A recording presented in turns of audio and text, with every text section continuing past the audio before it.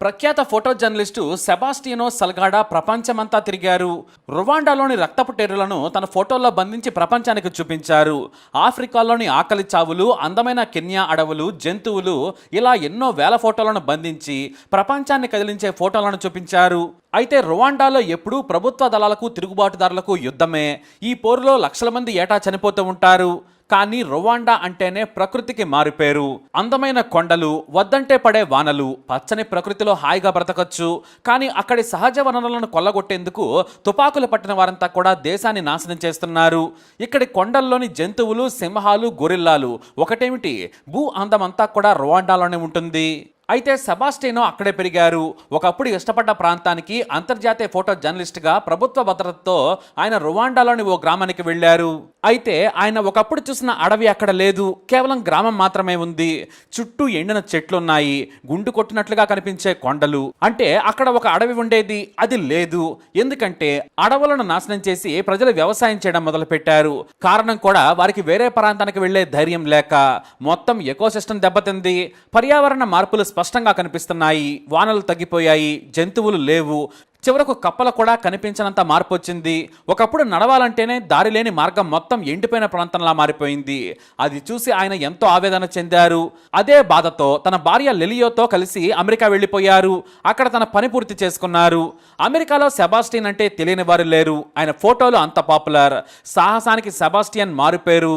వేర్పాటువాద దళాలే కాదు, తీవ్రవాదులతో కూడా ఆయన కలిసి తిరిగి యుద్ధాన్ని ఫోటోల్లో బంధించిన వ్యక్తి. ఆయన పుస్తకాలు కూడా రాశారు. ఫోటోగ్రఫీ నుంచి ఇతర ఆఫ్రికా బతుకు చిత్రాలను చూపించారు. అయితే ఎక్కువగా విదేశాల్లోనే గడిపే సెబాస్టియన్ తన తండ్రి నుంచి వారసత్వంగా వచ్చిన 100 ఎకరాల ఫామ్ను చూసుకునేందుకు వెళ్లారు. అది బ్రెజిల్ దక్షిణ రాష్ట్రమైన మినాస్ గెరియాస్లో ఉంది. కానీ ఆయన వెళ్లేసరికి ఆయన ఫామ్ మాత్రమే కాదు, చుట్టూ కొండల మీద కూడా ఒక్క చెట్టు లేదు. ఒకప్పుడు అటవీ ప్రాంతంలో బట్టలు వేసుకోకుండా అనాగరికంగా హాయిగా బ్రతికే గిరిజన జాతి ఉండేది. వారెవరూ కూడా అక్కడ లేరు. ఆ ప్రాంతాన్ని వదిలేసి మరో అడవికి వెళ్లిపోయారు. 1999లో తన ప్రాంతం చూసి ఆయన కన్నీళ్లు పెట్టుకున్నారు. కొండలు కూడా ఎండిపోవడం ఏంటా అని బాధపడ్డారు. జనం అడవి మీద పడి చెట్లు కొట్టడం మొదలు పెట్టారు. ఎక్కడా ఒక చెట్టు లేదు, నీళ్లు అసలే లేవు. ఒకప్పుడు వానాకాలం అడుగు వేయాలంటేనే భయం వేసేది. ఎక్కడ పాములుంటాయో, ఎక్కడ తేళ్లు కీటకాలు ఉంటాయోనని. ఇప్పుడు వాటి ఆనవాళ్లే లేవు. పర్యావరణం మొత్తం దెబ్బతింది. జింకలు లేవు, పాములు లేవు, కొండ చిలువలు కూడా కనిపించడం లేదు. దీంతో ఆయన గతంలోని శాటిలైట్ ఇమేజ్లను పరిశీలించారు. గత దశాబ్ద కాలం పాటు చెట్లు నరికేశారని గుర్తించారు. ప్రభుత్వ అధికారుల దృష్టికి తీసుకెళ్లినా కూడా ఎవరూ పట్టించుకోలేదు. అప్పుడే ఆయనకు జీవితం మీద విరక్తి వచ్చింది. నాయకులు, అధికారులంతా పనికిమాలిన వారు ఎక్కడా ఉండరు. వీరందరినీ కూడా మనుషుల్లోనే ఓ కొత్త జాతిగా గుర్తించాలి. ఇక ఈ నేల అంతమైనట్టే, మనిషి మనుగడ ఈ భూమి మీద కొన్నాళ్లే అని ఆవేదన చెందారు. కానీ తన ఫామ్ హౌస్ వ్యవసాయానికి పనికిరాదు, కేవలం గుర్రాలకు, పశువులకు గడ్డి పెంచుకోవడానికి తప్ప. పైగా సుదూరంగా ఉన్న ప్రాంతం అది. పవర్ లైన్స్ కూడా సరిగా లేవు. దీంతో 6 నెలల పాటు నిర్వేదంతో అక్కడే బ్రతికారు ఆయన. తిరిగి అమెరికా లేదా ఏ ఆఫ్రికా దేశమైనా వెళ్ళి హాయిగా బ్రతుకుదామనుకున్నారు. కానీ ఎవరి మీద ఎందుకు ఆధారపడాలి? నేనే ఇక్కడ అడవిని ఎందుకు డెవలప్ చేయకూడదు? అడవంటే బ్రహ్మ పదార్థం కాదు కదా. మనిషి బతకాలంటే చెట్టే కావాలి. ఆక్సిజన్ ఇచ్చేది చెట్టు మాత్రమే. వాన కురవాలన్నా, ఏ క్రిమి బ్రతకాలన్నా కూడా చెట్టే కావాలి. మరి అంతటి ప్రాణమిచ్చే చెట్టును తానే ఎందుకు పెంచకూడదు అనుకున్నారు ఆయన.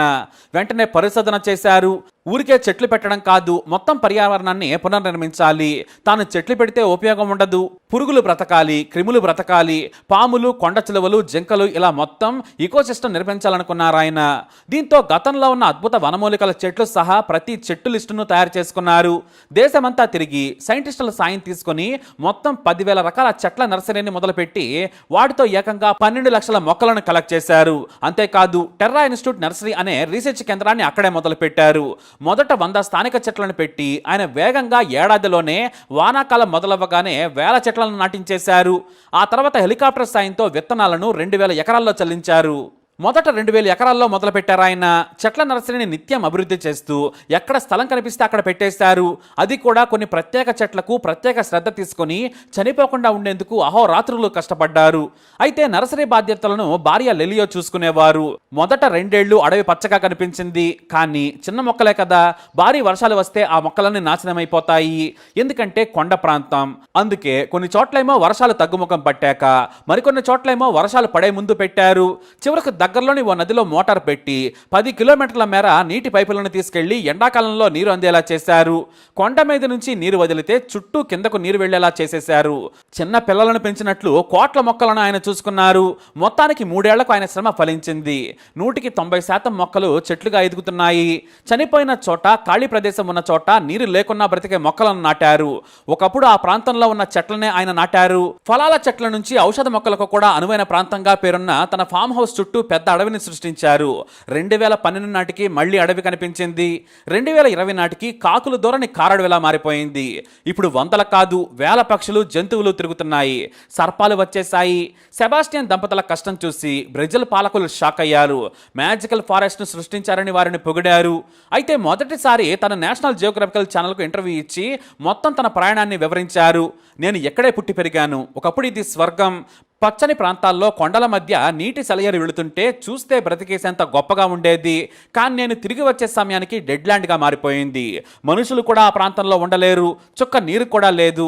నాకు పర్యావరణం మీదున్న ప్రేమతో రీసెర్చ్ చేశాను. ఎకోసిస్టమ్ రీస్టోరేషన్, ఎన్విరాన్మెంటల్ ఎడ్యుకేషన్ నుంచి విత్తనాల ఉత్పత్తి వరకు నేర్చుకున్న దానిని ప్రాక్టికల్గా చేశాను. ఇప్పుడు ప్రతి ఏటా 10 మంది విద్యార్థులకు ఎన్విరాన్మెంటల్ స్టడీస్ నుంచి టెక్నికల్ ట్రైనింగ్ వరకు ఇస్తున్నామని గొప్పగా చెప్పుకొచ్చారు ఆయన. ఒకప్పటి ఫోటోగ్రాఫర్ సెబాస్టియన్ ఇప్పుడు పర్యావరణవేత్త అయ్యారు. 2013లో ఫోటో బుక్ అయిన జెనసిస్ నుంచి అవార్డు అందుకున్నారు. అయితే ఒకప్పుడు యుద్ధం, పర్యావరణ ముప్పుపై ఫోటోలు తీసేవాడిని, కానీ ఇప్పుడు కాపాడుతున్నానని చెప్పారు ఆయన. నాకు వచ్చిన బహుమతులు, డబ్బులు, పుస్తకాల ద్వారా వచ్చిన డబ్బు మొత్తం నేను ఈ నర్సరీకే ఖర్చు పెట్టాను. కానీ ఇంకా భూమిపై మానవత్వం ఉంది కదా, సాయం కూడా అందింది. మళ్ళీ నాకు భూమిపై మనిషి మనుగడపై ఆశ కలిగింది. నాలా పనిచేస్తే ఎవరైనా కూడా ఇలాంటి అద్భుతాలు సృష్టించవచ్చు. ఎక్కడైనా సరే అడవులను సృష్టిస్తానంటే ఉచితంగా నేను సాయం చేస్తాను. నాకు ఇప్పుడు 75 ఏళ్ళు అయినా సరే చనిపోయే వరకు ప్రయత్నిస్తానని చెప్పారు సెబాస్టియన్. మొత్తం 2 రాష్ట్రాలను కలిపే ఓ వేస్ట్ ల్యాండ్ ఇప్పుడు ట్రాపికల్ ఫారెస్ట్ గా మారిపోయింది. ఇక తన ఫామ్ హౌస్ కూడా అందమైన మినీ ఫారెస్ట్ గా మార్చేశారు. చిన్న ఇళ్లు, అందమైన చెట్లతో స్వర్గలోకాన్ని తలపించే విధంగా తీర్చిదిద్దారు సెబాస్టియన్. అంతేకాదు దీన్ని ఓ విద్యా వ్యవస్థగా మార్చారు.